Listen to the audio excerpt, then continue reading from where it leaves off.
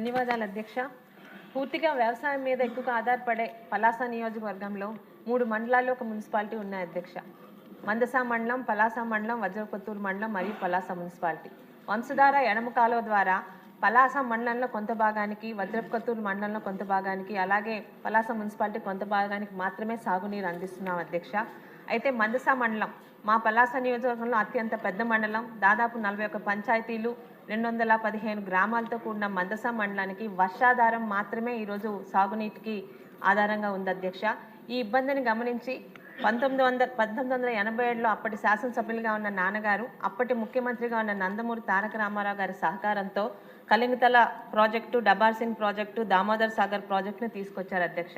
దాదాపు 11,500 ఎకరాలకి 3 ప్రాజెక్టులే ఆధారం అధ్యక్ష. అయితే అప్పటి నుంచి ఇప్పటి వరకు కూడా వాటికి రిపేర్లు నోచుకోలేదు అధ్యక్ష.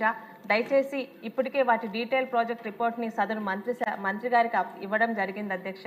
వారి ఆర్డర్స్తోని అక్కడ అధికారులకు చెప్పి, ఎందుకంటే ఈ రిపేర్లు కానీ చేయించగలిగితే మరి వచ్చే 10-15 సంవత్సరాలకు కూడా అక్కడున్న రైతులకు ఇబ్బంది ఉండదు అధ్యక్ష.